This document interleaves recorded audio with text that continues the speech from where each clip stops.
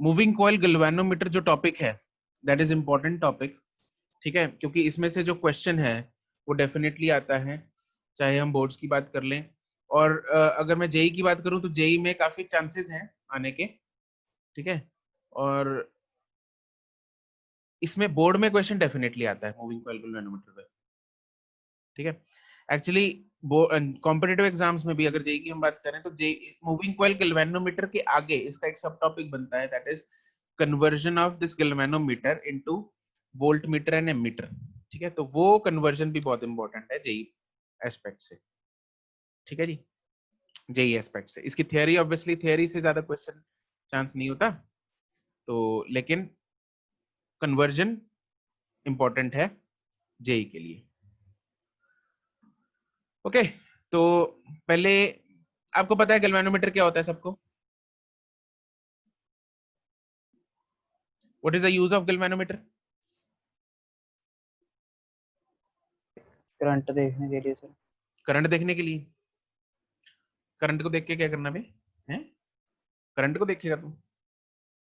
Direction of current, it detects the direction of current, yes right, it is used to find the direction of presence of current, as well as it tells us the small magnitudes of the current, right? It can measure the magnitude of the current, लेकिन बहुत कम, मतलब around nanometres या nanometre, sorry नैनोएम्पियर्स में या फिर micro amperes वगैरह में ये करंट जो है वो मेजर कर सकता है, क्योंकि इसका जो स्केल है वो इतनी ही रीडिंग बता सकता है, ठीक है। इसका जो इंटरनल स्ट्रक्चर है वो इस हिसाब से डिजाइंड होता है कि इतनी ही रीडिंग बता सकता है, right, because it is highly sensitive, तो हल्का सा भी करंट आता है तो ये डिफ्लेक्शन शो कर देता है, और अच्छी खासी डिफ्लेक्शन शो कर देता है, ताकि हमें क्लियरली इंडिकेट हो सके कि करंट प्रेजेंट है या नहीं है। हल्के से करंट पे भी ज्यादा डिफ्लेक्शन आती है अच्छे गैल्वेनोमीटर्स में, ठीक है। उन अच्छे गैल्वेनोमीटर्स का मतलब होता है हाईली सेंसिटिव गैल्वेनोमीटर्स।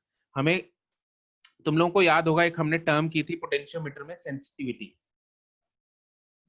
है ना, ठीक है। नहीं, स्क्रीन अभी मैं शो नहीं कर रहा हूं, अभी स्क्रीन इज नॉट शेयर्ड, अभी मैं सिर्फ थियरी इसकी बता रहा हूं।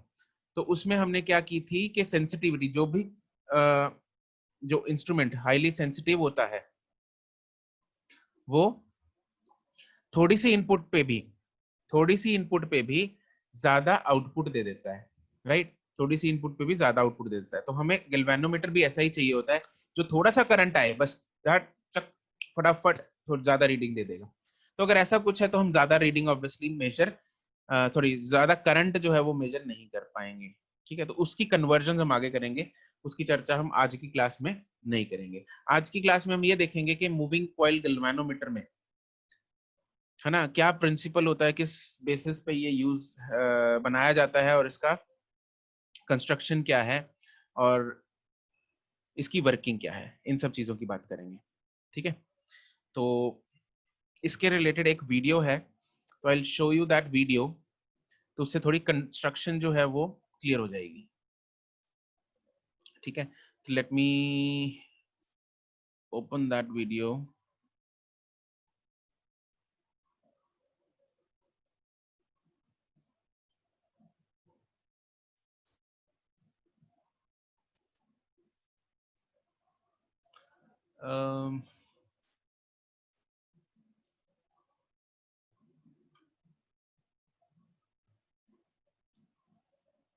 कहाँ है ये रही,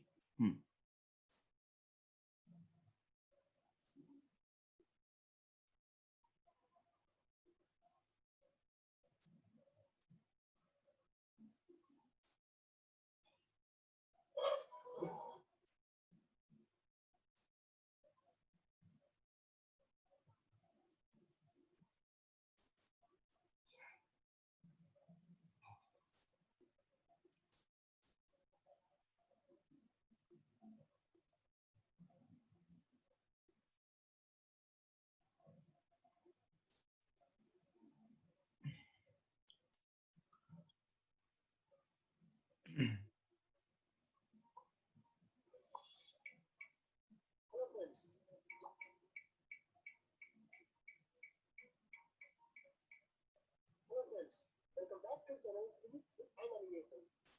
Here in this video, we are going to talk about the working of permanent magnet moving coil galvanometer. What is galvanometer? Galvanometers is an electromechanical instrument used for detecting and indicating an electric current. It is a sensitive electromagnetic device which can measure low currents, even of the order of a few microamperes. Galvanometers works as an actuator by producing a rotary deflection in response to electric current flowing through a coil in a constant magnetic field.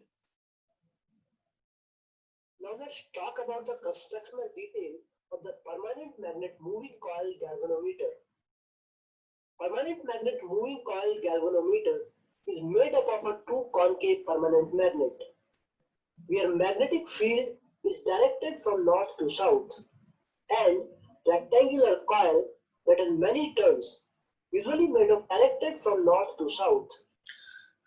यहाँ पे इसने जो magnetic field बनाया, just observe, ये जो magnetic field है, आप जैसे आपको याद है मैग्नेटिक फील्ड और इलेक्ट्रिक फील्ड जो दोनों निकलते हैं किसी बॉडी से, तो they should be perpendicular to the surface, right? तो यहाँ पे ये परपेंडिकुलरली निकल रहा है, यहाँ पे this is perpendicular and this is also perpendicular, तो इसलिए ऐसा बना है। अदरवाइज स्ट्रेट लाइंस, अगर ये सीधा होता तो स्ट्रेट लाइंस बनती बिल्कुल, ठीक है? तो this is the reason of this shape of magnetic field lines. And rectangular coil that has many turns, usually made of thinly insulated or fine copper wire, is wounded on a metallic frame, which is pivoted from both the ends. The coil is free to rotate about a fixed axis. This whole arrangement consists of two phosphor bronze hair-like springs. The first one is connected to an upper pivoted free end of the coil, and second spring is connected to the bottom pivoted free end of the coil, and both of these springs are fixed from the other end by the help of a binding screw.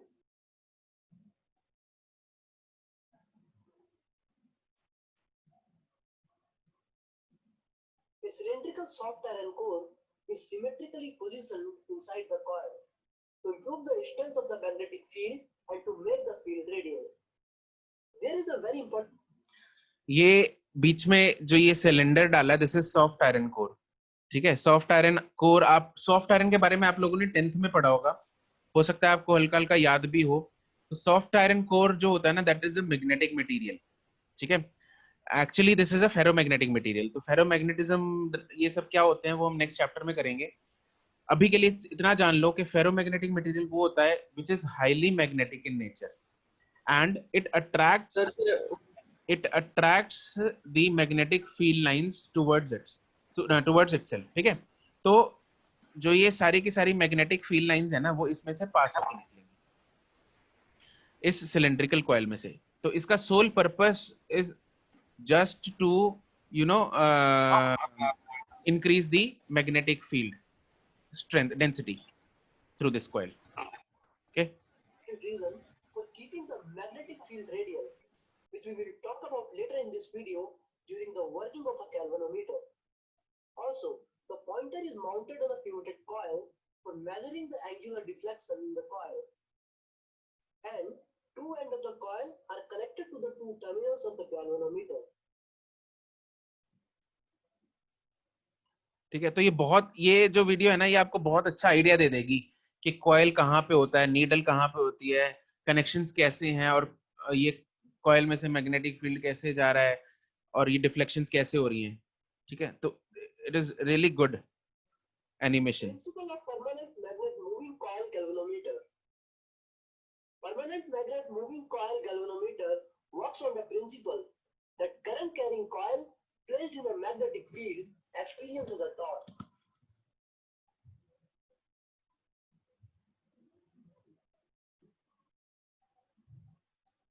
When the current is allowed to pass through the coil, current starts flowing from A to B in the left arm of the coil and from C to D in the right. Current की direction आप लोगों ने देख ली। Now tell मी जो AB wire है उस पे magnetic force किधर को लगेगी? Send me your answers in the chat. A B wire में मैग्नेटिक फोर्स किस तरफ लगेगी?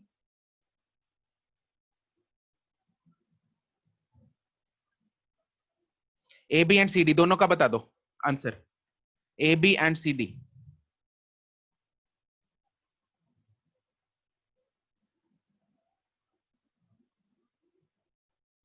सुमित कुमार, दोनों आंसर चाहिए and send me the words from. हाँ बस, गुड। नव्यूष का सही है। Left right up down in out, बस इन 6 वर्ड्स में से आंसर होने चाहिए तुम लोगों के, बस सिर्फ left right in out up down. Navyush, Sumit, delta correct, Arshit correct, Akshat correct, Ayush correct, Karan correct, Arpita correct, Yashika correct, Manvinder correct, Vanshika नहीं। Vanshika, how is it possible? ये तो पॉसिबल ही नहीं है। दोबारा भेजो आंसर। दक्ष करेक्ट, शिरवी नहीं, दोबारा भेजो। हरदात, दोनों आंसर भेजो। आशिया करेक्ट। अर्पिता एक ही उसमें भेजो, गो में आंसर।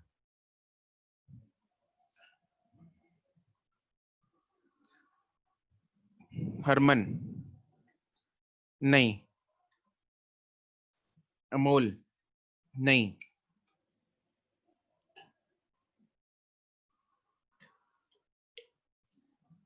सुमित, सुमित ये कैसे पॉसिबल है? सुमित कुमार। हर्षिता नहीं, Vanshika now it is correct, Komal no, Simran no, Simran this is impossible. एक में करंट ऊपर है, एक में नीचे है।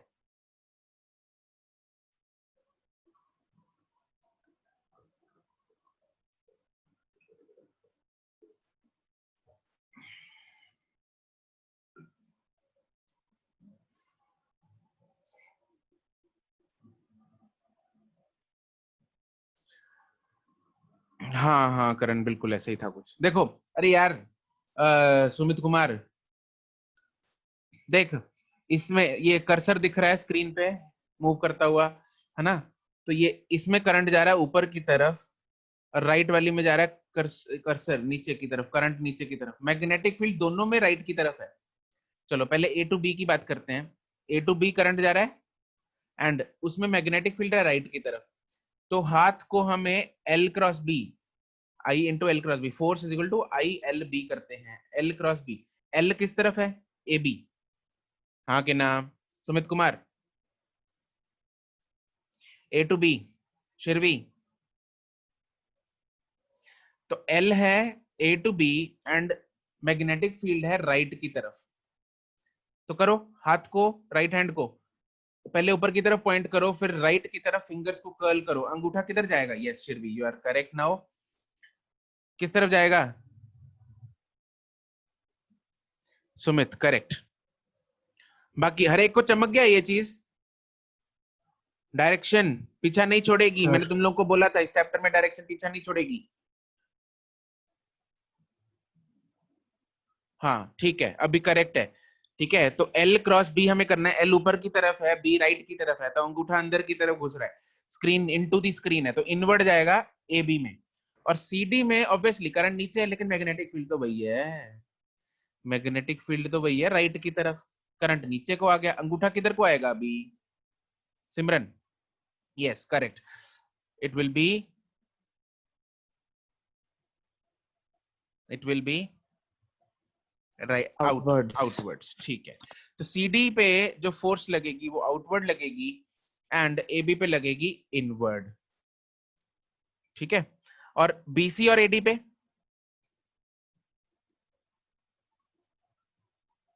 BC and AD, Arshit, it will be 0 because angle is 0, right? Because angle is 0, बिल्कुल ठीक है जी। चलो मैं कंटिन्यू कर रहा हूं इसको। Arm of the coil. As we can see in the animation, that in the arm AB, direction of the current is upward, and in the arm CD, direction of the current is downward, while the direction of magnetic field is from north to south for both the arm AB and BC. Therefore, according to the left-hand Fleming rule, two couple of forces or torque starts acting on a coil, which will help in rotating of a coil and causes angular deflection of the pointer. At this time, heel spring comes into play and creates counter torque to resist any extra unnecessary deflection or damage of a very sensitive pointer, and always ensures the proper functioning of the galvanometer. Corresponding calibrated scale is provided for converting the angular deflection of a pointer in a microamperes. Now let's try to understand that why this radial magnetic field is needed. Here we have used concave shaped magnets to provide radial magnetic field, but why? Let's explore it. As we all know, the equation of the torque in this case is NIAB sin theta. Concave shape. देखो अभी ये जो बताने जा रहा है वो हम डिस्कस करेंगे बाद में। वैसे ये जो मैग्नेटिक पोल्स हैं, हमने आज तक जितने मैग्नेटिक पोल्स वगैरह देखे होंगे उसमें हम सीधा रख देते हैं उसको ना, बिल्कुल रेक्टेंगुलर पोल्स होते हैं। लेकिन यहाँ पे जो है ये कॉन्केव पोल्स हैं, है ना, ये स्फेरिकल पोल्स हैं, इधर कर्व्ड पोल्स हैं, नॉर्थ और साउथ पोल दोनों। ठीक है, तो इनका रीजन क्या है? इनका रीजन होता है टू गिव दी या to provide the radial magnetic field. Radial का मतलब क्या होता है? You guys know that? What is the meaning of radial? Radial मतलब किसी को नहीं पता? What is the meaning of radial? Yes Hardat, from the centre या towards the centre. Yes, radial का मतलब अलोंग द रेडियस। अरे रेडियल का मतलब अलोंग द रेडियस, तो अलोंग द रेडियस मतलब टुवर्ड्स द या अवे फ्रॉम द सेंटर हो गया। ठीक है, तो रेडियल मैग्नेटिक फील्ड प्रोवाइड करना होता है। अब रेडियल मैग्नेटिक फील्ड क्यों प्रोवाइड करना होता है? क्यों इतने झमेले में पड़ रहे हैं कि रेडियल मैग्नेटिक फील्ड प्रोवाइड करें? उसका रीजन होता है कि हमें टॉर्क की इक्वेशन पता है। टॉर्क क्या होता है? एम बी साइन थीटा, ये होता है टॉर्क। जिसमें what is the meaning of theta? What is the angle theta? किस किस के बीच में एंगल है theta? It is the angle between M and B, right. तो अगर मान लो अगर ये जो है वो सीधा होता, बिल्कुल क्या होता? सीधा होता। इधर मैं सपोज ये व्हाइट बोर्ड दिख रहा है, ये नॉर्थ ये साउथ ऐसे होता। ठीक है, तो कॉइल ऐसे होता, तो क्या है, लाइंस ऐसे क्रॉस कर रही होती। देखो इन दो पॉइंट्स पे ही क्रॉस कर रही है लाइंस तो ना, बाकी तो अंदर तो खाली है, यहाँ पे कोई तार नहीं है अंदर। तार कहाँ पे? ये इमेजिन कर पा रहे हो? मैंने क्या किया है, इसको टॉप व्यू है ये कॉइल का, ये टॉप व्यू है जो हमने अभी सिलेंडर में देखा ना, ये ऊपर वाला है, ऊपर वाला टॉप व्यू है। ऐसे ऐसे ऐसे वायर जा रही है, फिर इस पॉइंट से अंदर की तरफ जाएंगी इनटू द स्क्रीन। यहाँ पे वायर नीचे जाएंगी, सिलेंडर के आसपास घूमेंगी, फिर यहाँ से ऊपर आएगी वायर, इस पॉइंट से ऊपर आएगी, तो ये ऐसे ऐसे घूम रही है वायर। ठीक है, तो this is the top view of the coil. तो क्या है, यहाँ पे तो कोई वायर है नहीं। चलो यहाँ पे जो एंगल बनेगा करंट और मैग्नेटिक फील्ड में, that will not be 90 degree, है ना। जो करंट है वो ऐसे आ रहा है और मैग्नेटिक फील्ड ऐसे है, तो ये जो एंगल है ये 90 डिग्री नहीं बनेगा ना, इधर बनेगा 90 डिग्री, थीटा 1 और थीटा 2 बन जाएंगे, 90 डिग्री नहीं बनेगा। और जैसे जैसे ये कॉइल घूमता रहेगा, पहले कॉइल यहाँ था, फिर कॉइल इधर आ गया, फिर कॉइल कभी ऐसे हो गया, कभी कॉइल ऐसे हो गया, कभी कॉइल ऐसे हो गया, तो हर बार जो ये एंगल है वो चेंज होता जा रहा है। तो टॉर्क क्या होता है? एम बी साइन थीटा होता है। टॉर्क क्या होता है? M B sine theta. तो ये जो थीटा है वो हर बार चेंज होता जा रहा है, थीटा जो है वो हर बार चेंज होता जा रहा है। तो थीटा अगर चेंज होता है तो बार बार टॉर्क भी चेंज होता रहेगा। क्या होता रहेगा? टॉर्क चेंज होता रहेगा। ठीक है, तो अब ध्यान से सुनना इसको, ये सारा हम चीजें अभी लिखेंगे। ठीक है, तो खैर अभी समझो इसको। तो टॉर्क क्या है? वो कांस्टेंट नहीं रहा। टॉर्क क्या है? वो कांस्टेंट नहीं रहा। Now tell me one thing, इस ओके स्टेप बाय स्टेप चलते हैं। इस लूप को किसने घुमाया? Who is responsible for rotation of this loop? Magnetic field. बिल्कुल एग्जैक्टली मैग्नेटिक फील्ड के कारण एंड करंट के कारण एक टॉर्क लगा, मैग्नेटिक फील्ड एंड करंट के कारण एक टॉर्क लगा जिसने इस लूप को घुमाया, ठीक है। तो क्या है, इसके ऊपर एक टॉर्क लग रहा है due to the magnetic field and the current. लेकिन ये जो टॉर्क है जिसने इस लूप को घुमाया, साथ में ये तुमने अभी वीडियो में देखा कि ये वाला जो लूप है this is also connected with the spring, एक स्प्रिंग के साथ कनेक्टेड है ना, हाँ कि ना, राइट। तो एक स्प्रिंग के साथ कनेक्टेड है ऐसे ये लूप जो है वो एक स्प्रिंग के साथ कनेक्टेड है। अब जैसे जैसे, बिल्कुल राइट करण, जैसे जैसे ये क्या है ये कॉइल ये घूमता रहेगा, वैसे वैसे वैसे वैसे इस स्प्रिंग में भी ये स्प्रिंग भी साथ में घूमता रहेगा, ये भी साथ में ट्विस्ट होता रहेगा, है कि ना, ये भी साथ में क्या होता रहेगा, एक ट्विस्ट होता रहेगा, ये भी साथ में क्या होगा, ट्विस्ट होगा। अगर अब किसी स्प्रिंग को पकड़ के हम ट्विस्ट करेंगे तो उसमें एक रीस्टोरिंग टॉर्क डेवलप हो जाएगा, हाँ कि ना, अरे हाँ कि ना, यस सर। सर वो जिवें चाबी वाले खड़ोने ਹੁੰਦੇ ਨੇ ਜੀ, चाबी वाले, हाँ हाँ जिवें चाबी वाले खड़ोने ਹੁੰਦੇ ਨੇ बिल्कुल ठीक है। तो उसमें क्या है, वो रीस्टोरिंग टॉर्क डेवलप होगा, ठीक है। तो वो रीस्टोरिंग टॉर्क उसको अपनी वापस अपनी पोजीशन पे लाने की कोशिश करेगा। अब एक्सटर्नल मैग्नेटिक फील्ड उसको राइट में घुमाने की कोशिश कर रहा है मान लो, और उसका ट्विस्ट उसको लेफ्ट में घुमाने की कोशिश कर रहा है। अभी एक्सटर्नल वाला ज्यादा है तो वो राइट में घूमता जा रहा है, घूमता जा रहा है, घूमता जा रहा है, घूमता जा रहा है, घूमता जा रहा है। एक पॉइंट ऐसा आएगा जब एक्सटर्नल टॉर्क और उसका रीस्टोरिंग टॉर्क दोनों बराबर हो जाएंगे, क्या हो जाएंगे, दोनों बराबर हो जाएंगे, और उस पॉइंट को हम क्या बोलेंगे, इक्विलिब्रियम। क्या बोल देंगे, उसको बोल देंगे equilibrium, when torque external would become equal to torque restoring, हाँ कि ना। उस पॉइंट पे आके वो सुई जो है वो रुक जाएगी। यहां पे जो स्केल था मान लो इधर आके इक्विलिब्रियम आ गया, इधर आके इक्विलिब्रियम आ गया, तो ये जो नीडल है जो इसका पॉइंटर है वो यहां आके रुक जाएगा, और यहां पे उसने रीडिंग दे दी 1 माइक्रो एम्पियर की मान लो, ठीक है। तो यहाँ पे जो रीडिंग है वो 1 माइक्रो एम्पियर की आ गई, और हमने नोट कर लिया भाई करंट कितना दौड़ रहा है, 1 माइक्रो एम्पियर का दौड़ रहा है, और हाँ करंट है, ठीक है। शिरवी ट्विस्ट बंद होने का मतलब, ट्विस्ट बंद होने का what is the meaning of twist बंद हो जाएगा, उस पॉइंट पे आके जो रीस्टोरिंग टॉर्क है और जो एक्सटर्नल टॉर्क है वो दोनों इक्वल हो गए, ठीक है। स्प्रिंग इज स्टिल ट्विस्टेड, तभी तो रीस्टोरिंग टॉर्क लग रहा है, हाँ कि ना शिरवी, ठीक है ओके जी। तो मेरे पास दोनों टॉर्क जो हैं वो इक्वल हो गए। जब दोनों टॉर्क इक्वल हो जाएंगे तो मेरे पास इक्विलिब्रियम आ गया कि नहीं आ गया। तो मेरे पास यहाँ पे मान लो मैं ये मानता हूं कि वो थीटा एंगल ट्विस्ट हो गया था, कितना एंगल ट्विस्ट हो गया था, थीटा एंगल ट्विस्ट हो गया था। तो जो रीस्टोरिंग टॉर्क है ना उसका फॉर्मूला होता है C इंटू थीटा, जहां पे C is known as C is the constant which is known as restoring torque per unit twist, जो आज शायद अर्शित ने या किसी ने पूछा था मुझे एक्सरसाइज में, है ना। what is C? C is known as restoring torque per unit twist, per unit twist मतलब ये ट्विस्ट है, तो हर यूनिट ट्विस्ट के साथ जो C है कांस्टेंट है वो। तो चलो ये तो डिपेंड किस पे करता है, C ऑब्वियसली किस पे डिपेंड करेगा,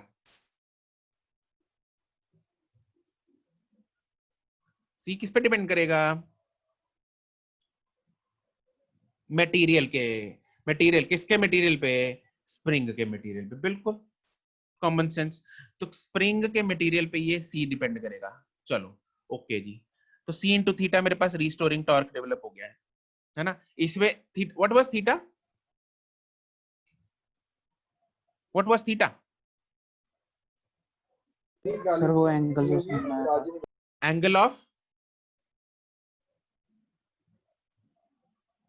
of twist, yes it is known as angle of twist. ये डायग्राम थोड़ा दोबारा बनाते हैं, गंदी सी हो गई थी, इसको हम दोबारा बनाते हैं। मान लो ये कॉइल पड़ा है इनिशियली, ठीक है, और मैग्नेटिक फील्ड ऐसे भाग रहा है इधर को राइट की तरफ, जूम जूम जूम, और सुई जो है वो ऐसे पॉइंट कर रही है जीरो पे, जीरो पे सुई पॉइंट कर रही है इधर नीडल। ठीक है, अब मान लो, अच्छा इसमें ओके, इस पॉइंट पे बताओ मुझे what is the angle between magnetic moment and magnetic field, M and B में एंगल कितना है इसमें अभी इस पोजीशन पे?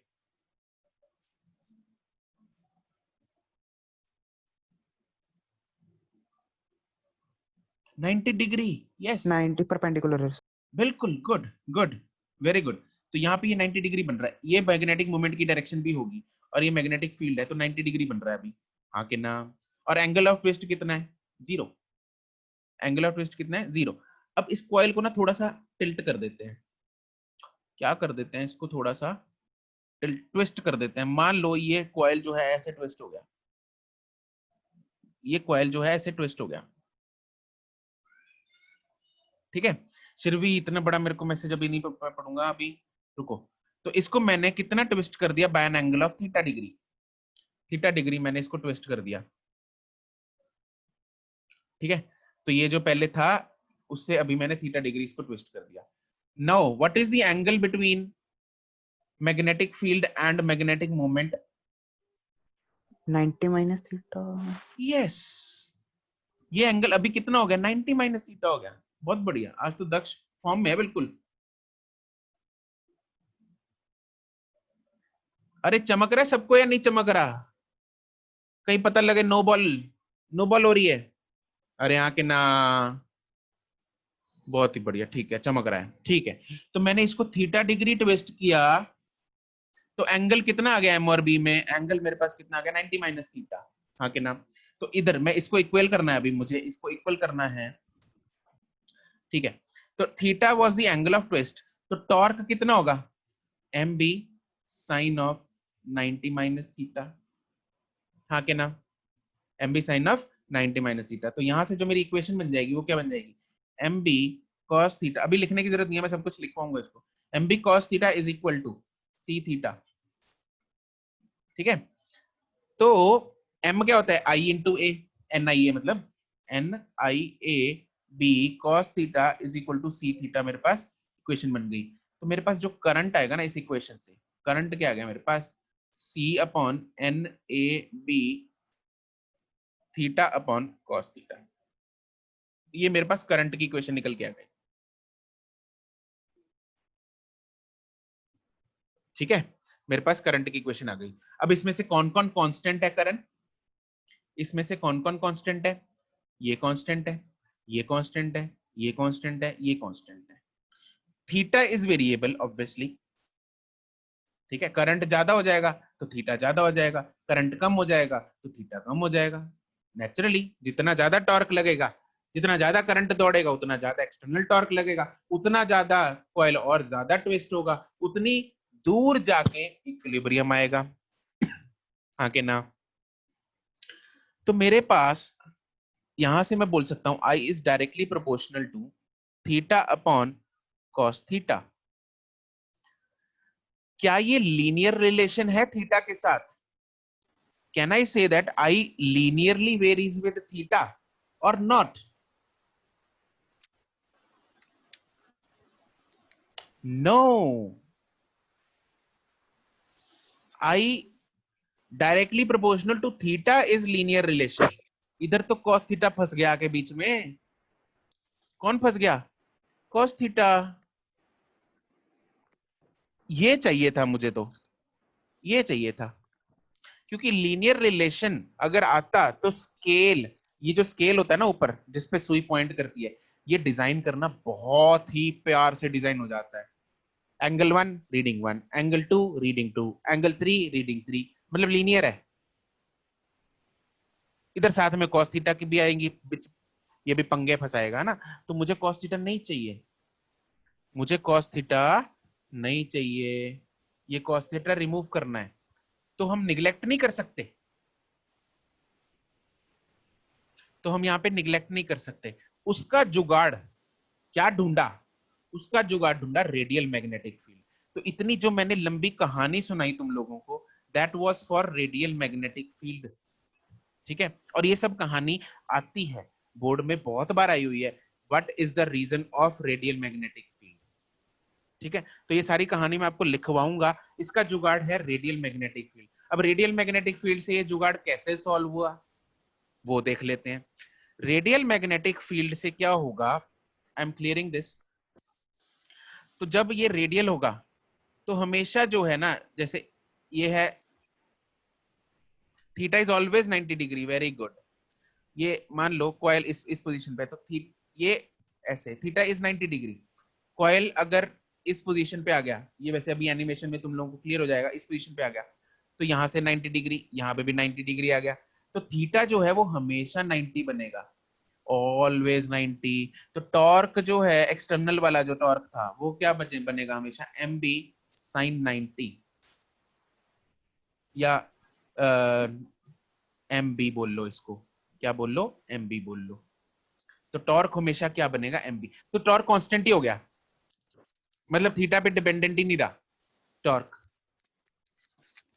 तो अगर टॉर्क डिपेंडेंट नहीं रहा तो उधर जो आई आएगा थीटा पे डिपेंडेंट आ जाएगा सीधा, नीचे कॉस थीटा वाली टर्म ही उड़ जाएगी, तो ये लीनियर रिलेशन आ जाएगा। And the design and the calibration, do you know calibration का मतलब, कैलिब्रेशन ऑफ द लीनियर, ये जो स्केल है of the galvanometer becomes damn simple, damn simple. Linear scales are damn simple to calibrate. ठीक है, तो इसकी कैलिब्रेशन जो है वो बहुत ही आसान हो जाती है एंड इजी टू मेंटेन हो जाता है। ठीक है, तो इसलिए ये सारा झंझट है। कैलिब्रेशन का मतलब है सुमित, रीडिंग को डिजाइन करना, कि अगर मान ले थीटा 5 डिग्री ट्विस्ट हुआ तो रीडिंग मुझे 1 देनी है, थीटा अगर 10 डिग्री हुआ तो रीडिंग मुझे 2 देनी है, थीटा अगर 15 डिग्री हुआ तो रीडिंग मुझे 3 देनी है। This is known as calibration, है ना। ये तो मैंने एग्जांपल दिया, हो सकता है थीटा 10 डिग्री हो तो रीडिंग 1 देनी हो, थीटा 20 हो तो रीडिंग 2 देनी हो। ठीक है, ये लीनियर है।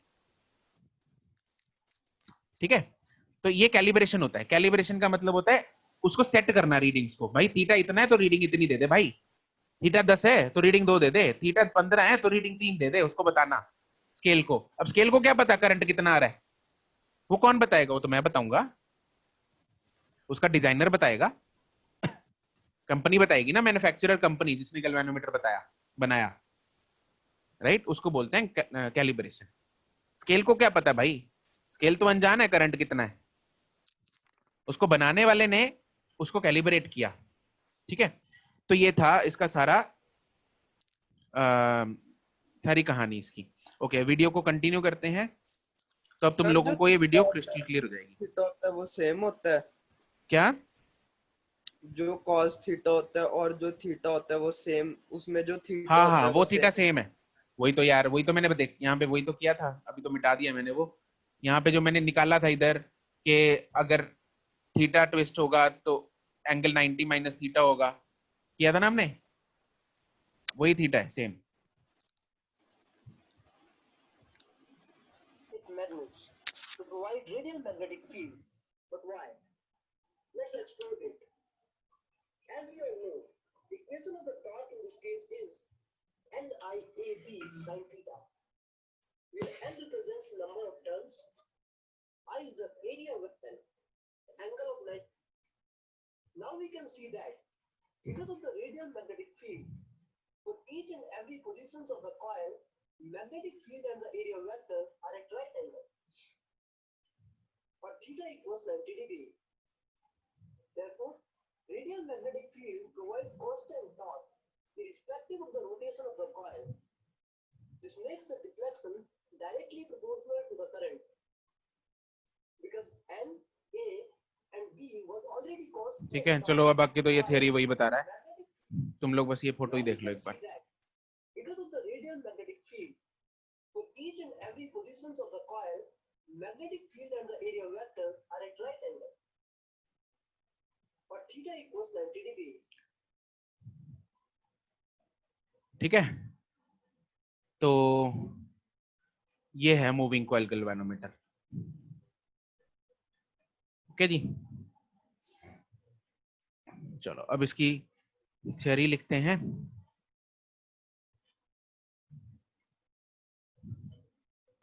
सर आज ही लिखवाओगे?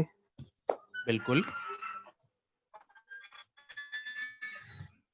1 मिनट रुकिए, बस 1 मिनट।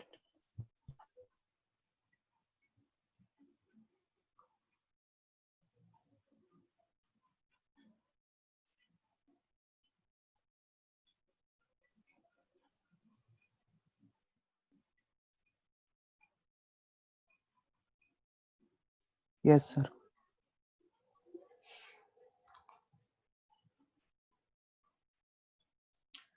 चलो पहले तो इसका यूज लिख लेते हैं। यूज लिखो बच्चों पहले। The galvanometer is used to the galvanometer is used to detect the current and detect the current and also measure these small amounts of current and also measure these small amounts of current. Small amounts मतलब these are really small amounts, मतलब micro या nano amperes में जो होते हैं। ठीक है, bracket में लिख सकते हो माइक्रो नैनो एम्पियर्स। सर फिर सर अगर मैंने इसमें से 10 एम्पीयर का सर करंट पास वो कर दिया करेंगे सर? ना, मैंने दक्ष अभी बताया तो था स्टार्टिंग में, उसकी ठीक है कन्वर्जन सर। करेंगे। ठीक है सर। ज्यादा करंट मेजर करने के लिए हम करेंगे उसको। ठीक है, तो ये है यूज। क्या है? वन इज डिटेक्शन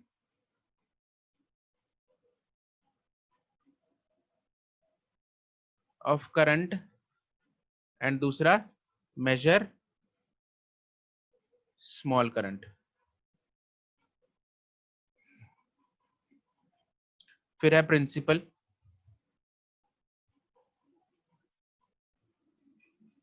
प्रिंसिपल में एल ही होता है ना शायद। हाँ यार, ये दूसरा प्रिंसिपल बना दिया मैंने। स्कूल का principal. Okay okay Sahil.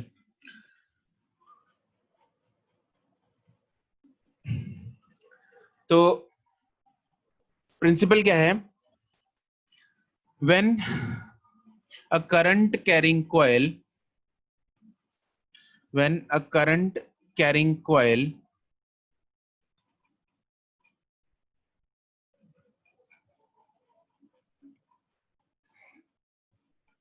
is placed in a uniform magnetic field,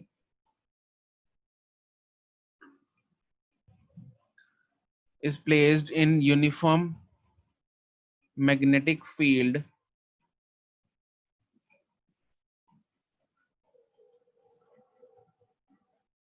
then it experiences a torque.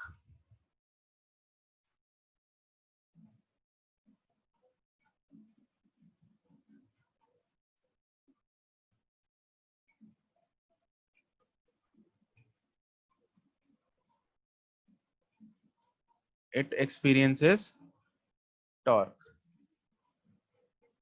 ठीक है जी। ओके, कंस्ट्रक्शन बच्चों आप लोगों को मॉड्यूल में से कॉपी कर लेनी है,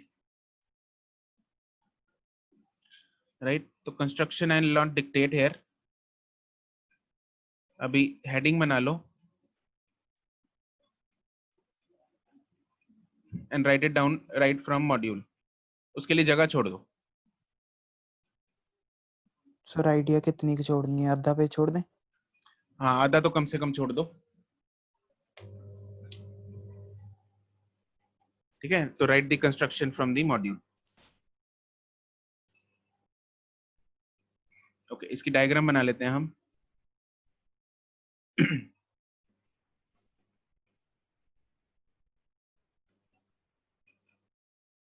ऊपर जगह छोड़ देना, डायग्राम में स्केल बनाना है हमें।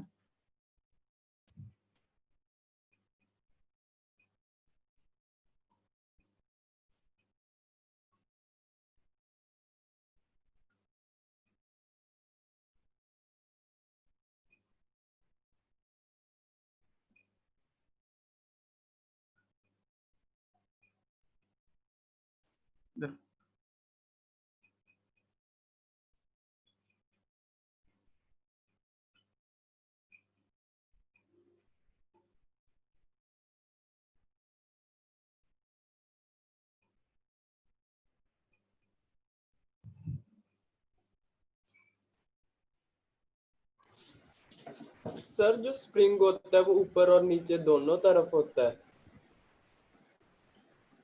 हाँ यार,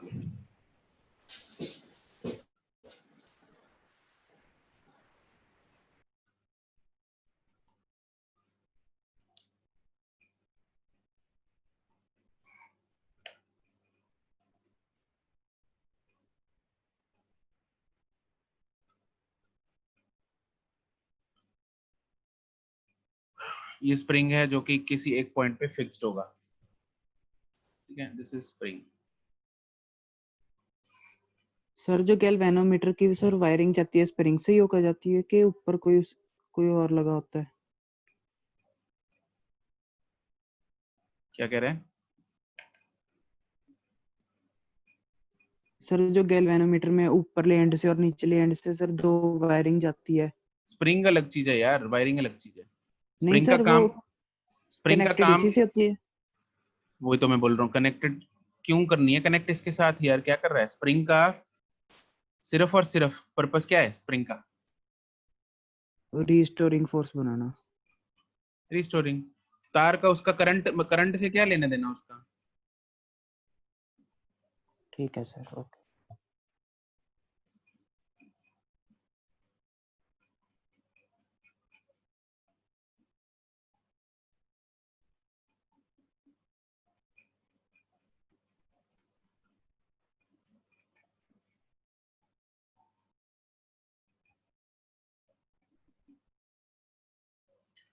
तो बीच में सेंटर में कहीं जीरो होता है इसका, लेफ्ट और राइट में रीडिंग्स होती हैं, ठीक है।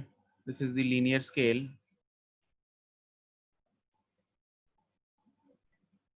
this is let's say north pole, this is south pole। अब इसमें ध्यान रखना, जो मैग्नेटिक फील्ड बनाओगे वो थोड़ा परपेंडिकुलर दिखना चाहिए बन बन बन के ना।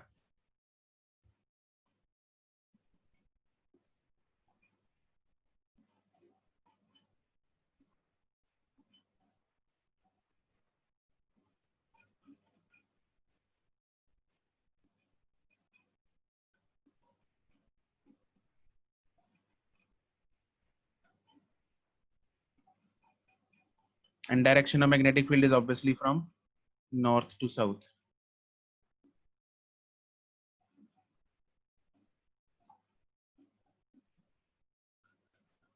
Everyone is drawing the diagram।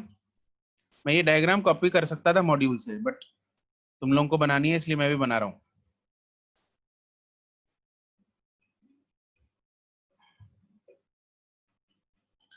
ठीक है। These are obviously permanent magnets, this is permanent।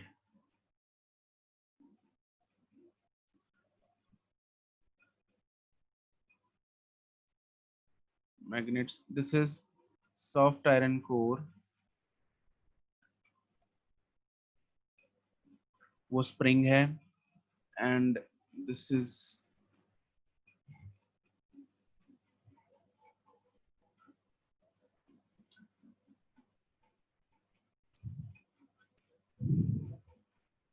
wire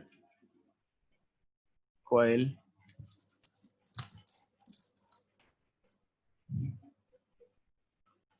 this is pointer,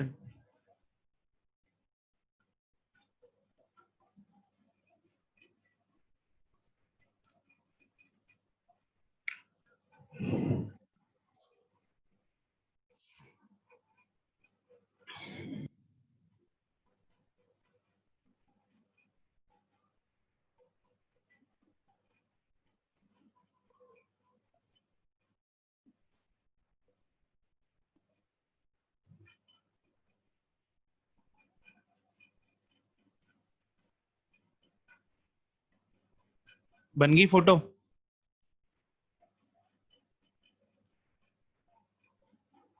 yes sir. Okay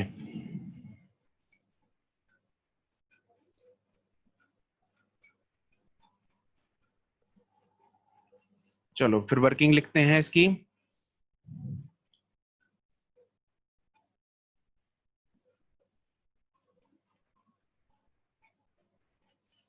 working में लिखेंगे when current is passed through the coil, when the current is passed through the coil,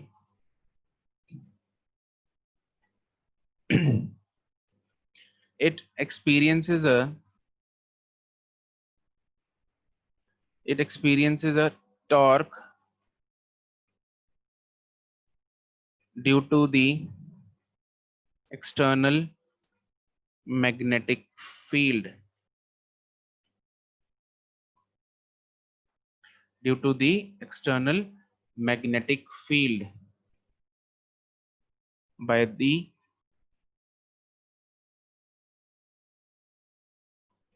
magnets। ठीक है, इसके बाद लिखेंगे this in turn also twists the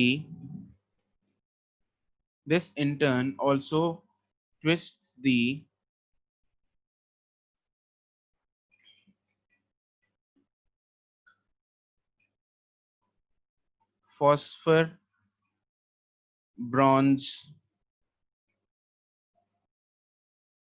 wire spring। This in turn also twists the phosphor, ये नाम याद रखना है आपको, ये वायर जो made up, this wire is made up of phosphor bronze material से बनी होती है। इसका रीजन भी मैं लिखवाऊंगा तुम लोगों को, ये 1 मार्क में आ जाता है कई बार। ब्रॉन्ज वायर है, इससे स्प्रिंग बना होता है या फिर जो वायरिंग कॉइल होती है वो बनी होती है? स्प्रिंग वायर तो नॉर्मल कॉपर वायर होती है। ठीक है, this in turn also twist the phosphor bronze wire spring. ठीक है, वायर अगर छोड़ दो, अगर वायर में कंफ्यूजन हो रही है वायर को काट दो, phosphor bronze spring which develops a restoring torque,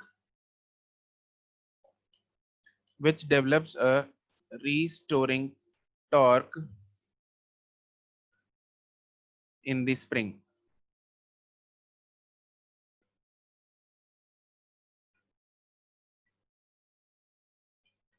At one point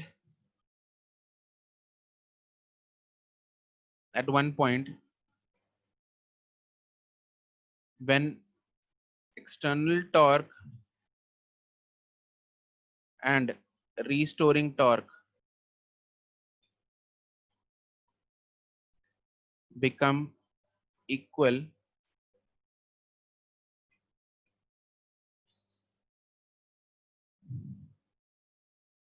equilibrium is attained and the reading is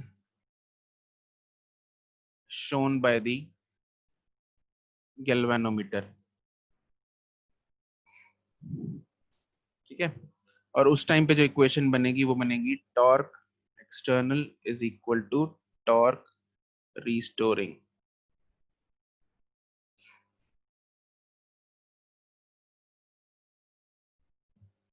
and torque external is mb sin 90। sin 90 हम लिख लेंगे यहाँ पे reason,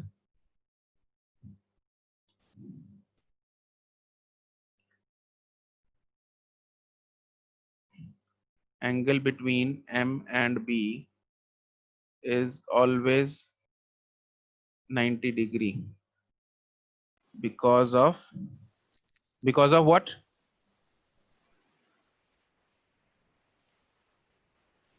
Because of radial field। yes, because of radial magnetic field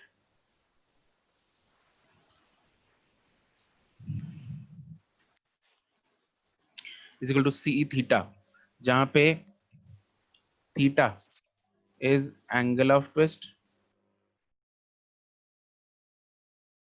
and C is restoring torque per unit twist, and C जो है this is constant.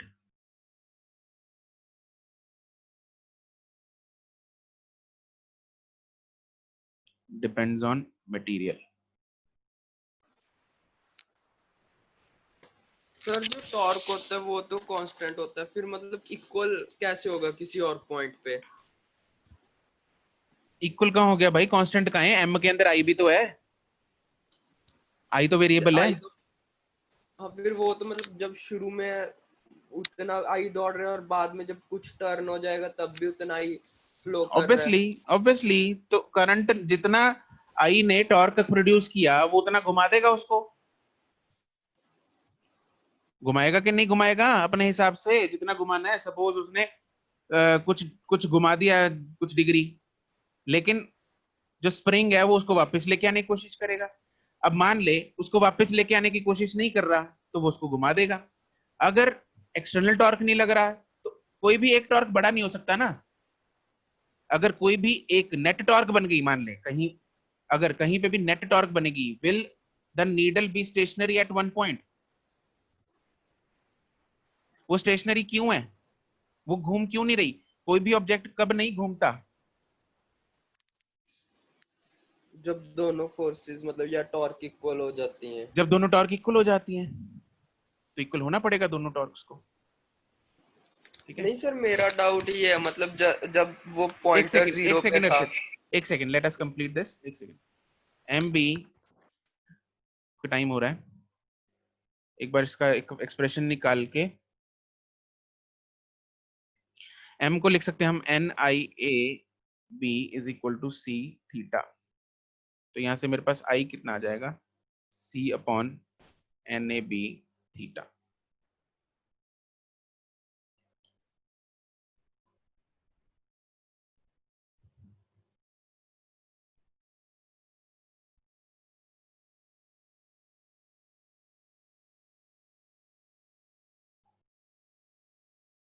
ठीक है, तो ये मेरे पास आ गया, एंड ये जो टर्म है this term is constant, this is not variable. एक बार गैल्वेनोमीटर डिजाइन हो गया तो इन चार चीजों में से कुछ भी चेंज नहीं होगा, ना एरिया, ना एन, ना बी, ना सी। बाकी जो दो चीजें आई और सी, वो डिजाइन होने के बाद वो तो ऑब्वियसली करंट पे डिपेंड करते हैं। ये चीजें जो है ये डिजाइन पे डिपेंड करती हैं। तो एक बार बन गया तो वो बन गया, वो it will not change. Therefore I जो है that is directly proportional to theta, so linear scale. ठीक है,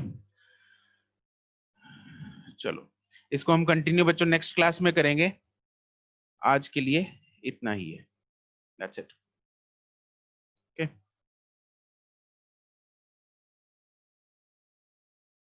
ओके, बाय बाय बाय।